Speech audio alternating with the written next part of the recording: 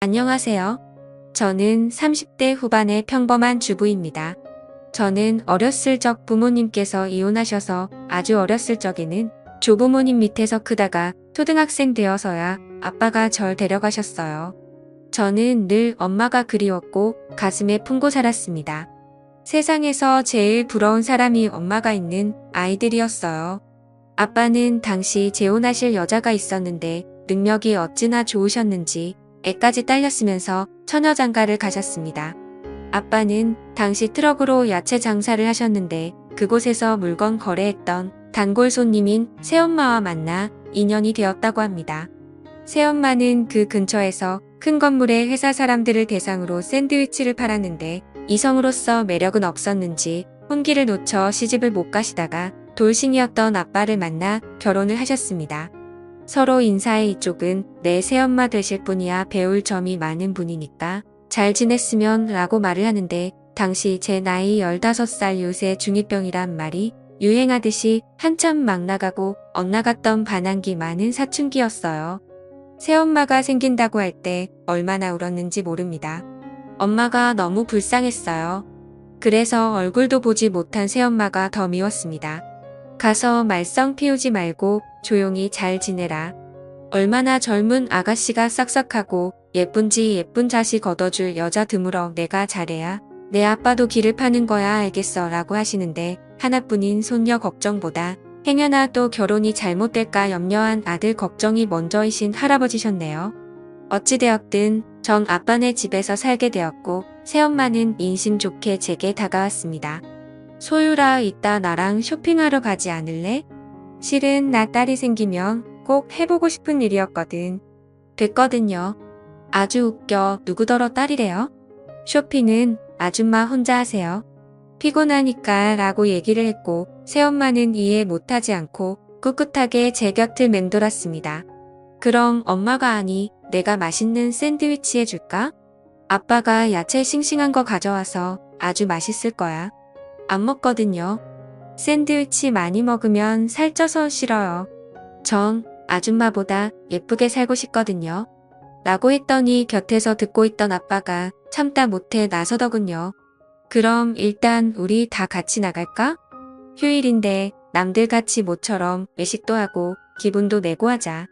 메뉴는 아빠가 정할게 가자 라면서 절 눈치 주며 쏘아보셨고 아빠가 엄마에게 매일 화를 내고 소리쳤던 기억이 남아 움찔하며 갈 채비를 차렸습니다. 새엄마가 원하는 대로 백화점에 도착해 제 옷을 고르고 있는 사이 저는 화장실에 간다고 하고 1층으로 내려와 액세서리 행사 매장에서 빠른 손으로 몇 개를 넣었어요. 아무도 안 본 줄 알고 쇼핑하던 새엄마에게 빨리 가자고 했고 백화점 밖을 빠져나가려 하는데 그만 가로막는 경비원들에게 제 손버릇을 들키고 말았습니다. 저는 그것 때문에 부모님과 함께 경찰서에 조사를 받아야 했고 새엄마가 경찰에게 들고 절 호적에서 파버린다는 아빠를 말린 덕분에 고비는 넘겼습니다만 저도 어쩌지 못하는 도벽 때문에 곤란한 순간들이 참 많았어요.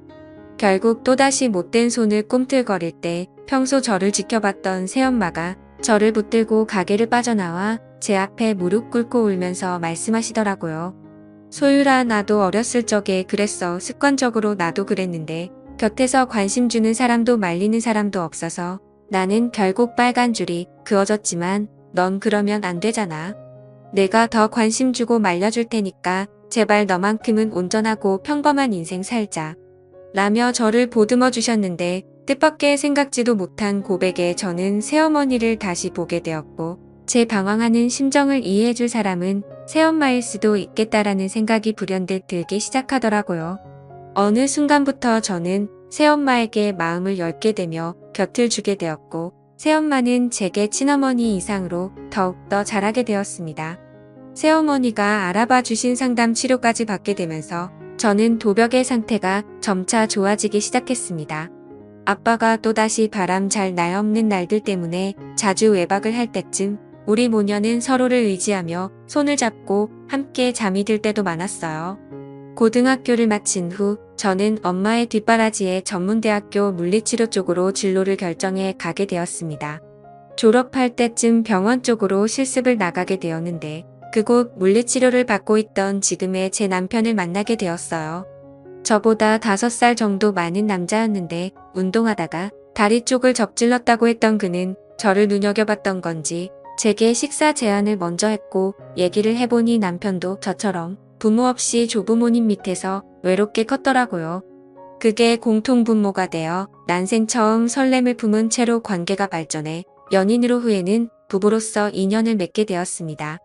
대학을 졸업한 후 2년 정도 있다가 결혼을 결심하고 제 예비 신랑을 집으로 데려갔는데 아버지가 다짜고짜 반대부터 하시더라고요. 미안하지만 난 화목한 가정에서 자란 사위를 바라네. 내 딸이 재혼 가정에서 자라받은 상처를 좋은 가정에서 자란 사람이 보듬어 줬으면 라고 하는데 제 예비 신랑을 2년 정도 봐왔지만 그 누구보다 바르고 착한 청년이었거든요. 새엄마도 간간히 제 예비 신랑을 받기에 인성을 증명해 주었습니다. 저희 모녀에 가진 설득의 아버지는 두 손 두 발을 다 들고 결국 허락해 주었고 저는 기쁜 마음으로 누구 못지않게 행복한 결혼식을 올렸습니다. 허나 결혼하고 얼마 되지 않아 아버지는 술을 사랑했던 대가를 받고 간암으로 운명하시고 말았습니다. 제 남편은 아버지 장례식에서 튼튼한 사위 노릇 아들 노릇을 했고 새엄마는 그렇게 생전 아빠가 쏙 썩였는데도 유달리 슬퍼하며 힘겹게 아버지를 떠나보냈습니다. 새엄마는 그 후부터 생기를 잃었고 말수가 많이 줄었어요. 퉁퉁했던 살도 너무 많이 빠져버려 마음이 아프고 걱정도 되었습니다. 게다가 사시던 집도 아버지 빚 때문에 다 넘어가게 생겨 작은 단칸방으로 쫓겨날 얘기였죠. 혼자 사시는 새엄마가 늘상 맘에 걸렸던 제 심정을 알았는지 남편이 먼저 제안을 해주었습니다. 우리 이참에 장모님 모시고 살까? 방도 2개나 더 있고 숟가락 하나만 더 놓으면 되잖아. 정말? 정말 그래도 돼. 나는 자기가 우리 새엄마 내 친엄마 아니라는 걸로 싫어할 줄 알았거든. 당신한테 친엄마 이상인 분이시잖아. 내가 부모님이 없어서 그런지 장모님이 따뜻하고 편안했거든. 우리 엄마라고 생각하고 나도 잘 모실게. 이렇게 남편과 저는 합의를 본 후 뜻을 새엄마에게 전했고 새엄마는 저희 뜻에 감동받았는지 한참을 그 자리에 서서 오열했네요. 그렇게 저희는 새엄마랑 합가를 하게 되었습니다. 엄마는 늘 송구스러워하시며 집안일을 전담하셨고 그간 모은 돈이라며 5천만 원 정도 저희에게 돈을 주시기도 했습니다. 남편 사업이 좀 어려웠을 때였는데 그걸 어떻게 아시고는 보태주셨던 거예요. 남편은 진심으로 엄마에게 고마워했고 우리는 날마다 꿀같이 달달하게 살았습니다. 그러던 어느 날 예상치 못한 손님이 제 앞에 찾아오셨습니다. 그토록 그립고 보고 싶었던 눈을 감따라도 결코 잊을 수 없었던 그 사람네, 바로 절 낳아준 절 어렸을 적 버리고 갔던 저희 친엄마였어요. 친엄마는 어느 젊은 여자와 커다란 캐리어를 들고 왔는데 아무리 시간이 흐르다지만 알아보지 못할 정도로 변했고 굉장히 세련되어져서 나타났습니다.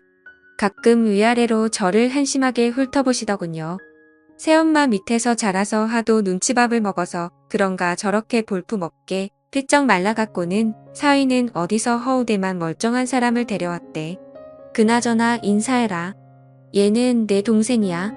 너보단 4살 정도 어리고 지금 명문 여대 다니고 있단다. 라면서 옆에 젊은 여자를 소개시켜줬는데 알고 보니 엄마가 재혼한 후 낳은 딸이더라고요.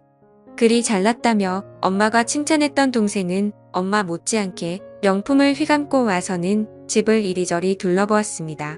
엄마는 새아빠와 이혼을 했다더군요. 그때까지만 해도 전 엄마가 그냥 단순히 아버지가 돌아가셨고 제 근황을 보기 위해 찾아온 줄 알았는데 이유는 분명 존재했습니다. 뭐라고? 그러니까 당신 친어머니 아니 장모님이랑 처제가 우리 집에서 앞으로 머물 거라고? 미안해. 엄마가 주식을 좀 크게 하셨다는데 투자했다가 모두 날리셨나봐. 당장 갈 곳이 없다고 해서 일단 당분간만 같이 있기로 했어. 저희 엄마는 당당한 기세로 동생까지 데리고 오긴 했지만 사실상 집이 망해서 갈 곳이 없어 저를 거진 30년 만에 찾은 것이었죠.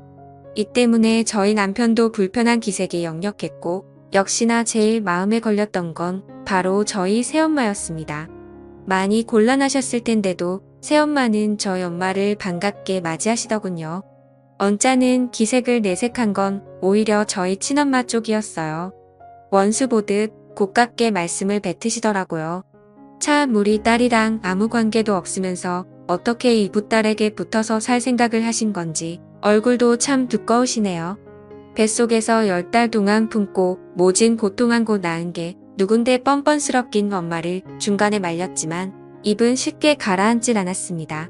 눈치를 자주 보았고 엄마와 동생은 날이 갈수록 불만과 요구하는 게 많아졌어요.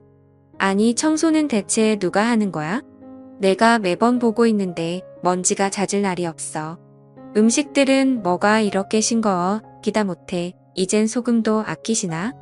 예, 내 여동생 이번에 등록금 좀 내줘라. 내 여동생 팔자까지 너처럼 만들면 좋겠니? 언니 우리 이번 달 카드값 좀 갚아주세요. 좀 나와서 그런지 재촉을 하네요. 엄마가 오면서부터 저희 집에 아끼고 잘 살았던 생활 패턴이 완전히 무너져 버렸고 엄마와 여동생 뒷감당하기에 힘이 붙였습니다. 엄마에게는 생난리를 쳤지만 그렇다고 갈 곳 없는 사람들을 차마 내쫓을 수는 없었지요. 어찌됐든 제 혈육들이니까요. 적어도 제 입으로 못할 것을 안 남편이 보다 못해 엄마와 동생한테 반도직입적으로 얘기를 하더라고요. 장모님 그리고 처제 저희가 형편이 어려워서 더 이상은 카드값이니 용돈을 못 드릴 것 같아요. 처제도 등록금 대줬으면 됐지 그 이상 언니한테 메꿔달라는 건 도리가 아니에요. 그러자 엄마가 상심지를 켜며 제 남편한테 달려들더군요. 도리? 너 이놈 방금 도리라고 했어? 배우지 못했으면 예의라도 있어야지. 어른한테 본세하고는 너 이때까지 이런 놈하고 어떻게 살았니? 내가 더 좋은 후처자리 알아볼 테니 당장 갈라서. 라고 난리를 치니 곁에서 지켜보던 새엄마가 보다 못해 처음으로 목소리를 높이셨습니다. 그렇게 화난 모습은 살면서 생전 처음이었어요. 어른이면 어른답게 구세요. 우리 사위가 틀린 말 한 것도 아니고 어른 소리 했다고 갈라서라니요. 이건 아니죠 소율엄마. 오호라 사위 녀석이 뭘 믿고 깝죽대나 했더니만 당신이 시켰구만. 내가 어린 널 놓고 나오는 게 아닌데 이런 사람들이랑 엮여서 살게 하다니 내가 얼마나 힘들었겠니. 엄마가 이제부터라도 너 지킬 테니까 저것들 다 내쫓고 엄마랑 새로 시작하자.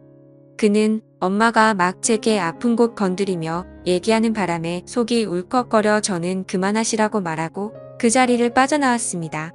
사실은 아무한테도 얘기 못했지만 자라면서 엄마의 손이 많이 필요했고 엄마가 너무나 그리웠어요. 새엄마가 좋은 분이시고 그 역할을 해주려고 했지만 신적으로는 부족한 마음이 있었습니다. 제 친모에 대한 그리움이 늘 남아있어 엄마가 무리한 행동을 하고 있다 한들 거스르고 싶지 않았어요.